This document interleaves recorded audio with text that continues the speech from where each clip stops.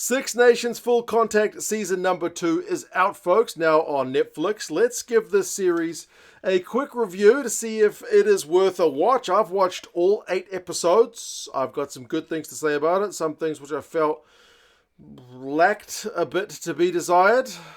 And there's not going to be a Season 3. They've decided to pull the plug on this series just after 2 seasons. I can kind of see why, but we will get to that. I should say up front, I will not be going through episode by episode and breaking everything down, but there will still likely be some spoilers. So if you are planning to watch it and want to go into this one kind of totally fresh, you should maybe watch the show before you watch this video. But yeah, if you haven't seen Season 1, it is very much like the other Netflix sporting documentaries like Formula One's Drive to Survive series. It follows some of the players, it follows the teams, the coaches, some pundits and whatnot, all giving their thoughts as things progress throughout last year's Six Nations tournament. This is kind of the fly-on-the-wall style documentary, follows the teams from week to week, and yeah, it's supposed to give you that kind of behind-the-scenes access. That's one of the good things about it. It's certainly one of the positive things you can say about the show. You do get those meeting room engagements. You do get to see the changing rooms and all the things the coaches have to say. Is there anything kind of earth-shatteringly juicy there? I don't really think so. I think you're kind of lacking a bit of the meat. But if you're interested in rugby and you want to see some of the goings-ons of some of the camps, you will certainly get that. That's kind of what this is on the tin for this Six Nations documentary. And you do get to see some pretty compelling personal stories. Like you get to see Sebastian Negri, his first ever Six Nations win. That's a pretty meaningful one because they also followed him in Season 1. So he's kind of a recurring character if you want to put him like that. You go through George North's final game in terms of the opposite way. Like if Negri's one finished on a high, North's one finishes on an absolute low. After such a storied career, finishing with Wales not only losing, getting a wooden spoon, and going out with a very serious injury. Peter O'Mahony on, winning a title in Dublin and about what it means to him. So there are a bunch of kind of good storylines to follow. That's just a kind of handful of them. Personally, I quite liked the interviews with Blair Kinghorn and Freddie Stewart. Maybe I just like fullbacks, but I thought those guys had pretty good personalities and, spoke pretty well to camera. The format of the show is essentially each episode, barring the last one, focuses on one game. Like the first episode is England against Italy, so you get the perspective of those two sides, and then you've got like England against Wales, England against Scotland, and the England thing will kind of come up a bit as we get into maybe what the series lacked a bit, because there's maybe a little bit of a lack of balance, but yeah, you do get to see some of the kind of deeper build-up to the matches because they only focus on one match at a time. Gonzalo Quesada, the Italian coach, comes across pretty well. He looks very astute and very tactical. The fact that he speaks Italian is a big change from last season when it was still Kieran Crowley and him just kind of swearing his way through the coaching booth. But yeah, that side of the stuff comes across pretty well. Then on the flip side, like some of it's pretty cringe, like they try to generate some kind of false drama, like episode 1 focuses largely on Marcus Smith, who's this, young, brash 10 who likes doing his hair and likes getting photos taken himself, and he's choosing all these flash cars to drive, and he's got Rock Nation as his media representatives or his agents, and it's all very, very cringy, at least from a traditional rugby perspective. Maybe this is just me being traditional grumpy old man, but that part was pretty horrendous. And then, will he get chosen at number 10, or will it be George Ford, who's the veteran, who's been there and done that? He's got a wife back home who's pregnant and the sacrifices she's making. So it's reality TV. They are going to play into the kind of dramatic angle. That's part of what they're going to be pointing to with the kind of the casual fan aspect, but I don't know, it just came across a little bit cringy. And to be fair, the England guys a few times come across as a bit of kind of out of touch. I mean, I suppose all very rich sports people don't really necessarily connect with the everyman that well. Like Marcus Smith with his cars, Maro Tojo talking about having like a sponsor pay for him to have a chef.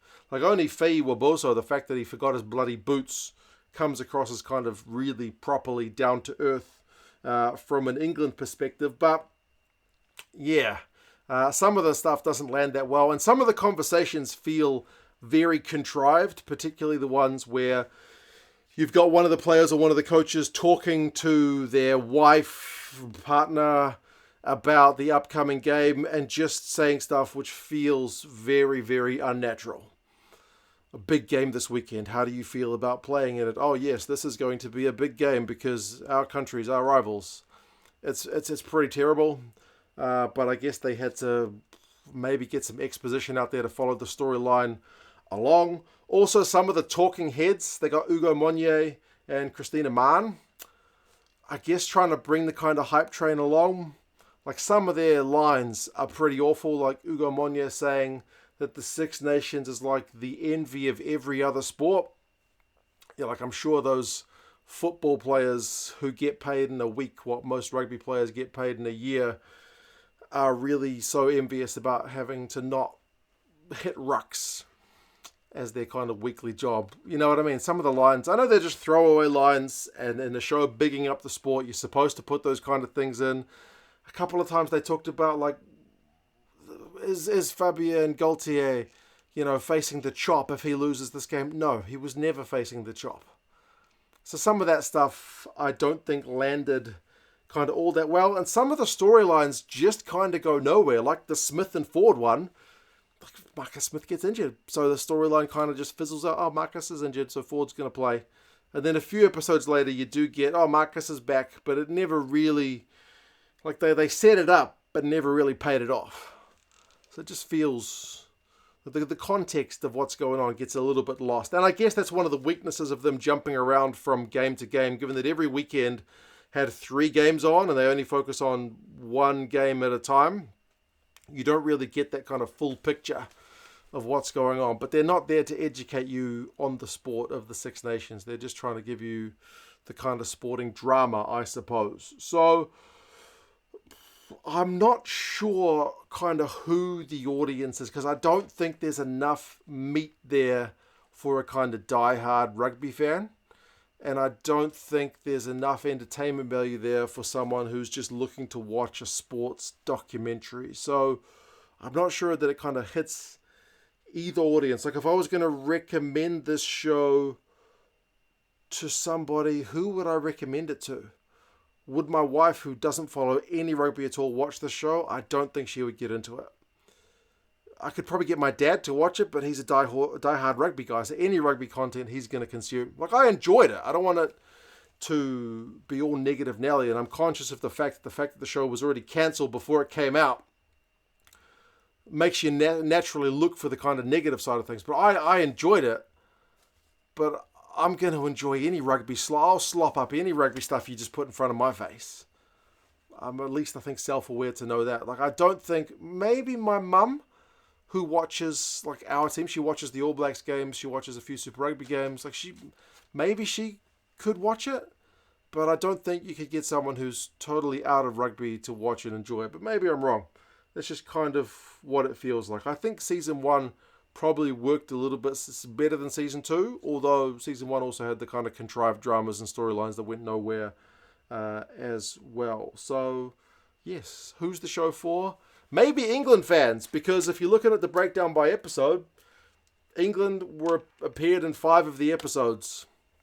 Scotland, Italy, and Wales appeared in 3, and Ireland and France appeared in just 2. And remember, the last episode actually has, because every episode focuses on 2 teams, the final episode actually talked about 4 teams. So Ireland and France are among those 4-team ones, so you could even put them as kind of like 1.5 for an episode. So I guess that's just partly they couldn't get the same access to different teams. They could obviously get a lot more access to England than they could to Ireland or France, which is just, again, it's a little bit, it just makes it feel like it's a bit lacking. But yes, it's probably been a bit overly negative. As I said, I did enjoy it.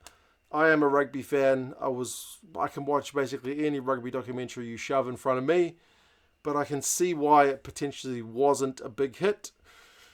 Could it have been? I'm not sure that the team sport of rugby, where we tend to prefer the team first and not big personalities, maybe doesn't lend itself as well to reality sports TV drama like Formula One or some other sport does. But you guys let us know your thoughts. If you've watched it, what did you think of it? If you haven't watched it, do you plan to watch it? I watched all 8 episodes and I learned a few things, and yeah, that was Full Contact Season 2. You guys let us know your thoughts. I'll talk to you guys again soon. See you later.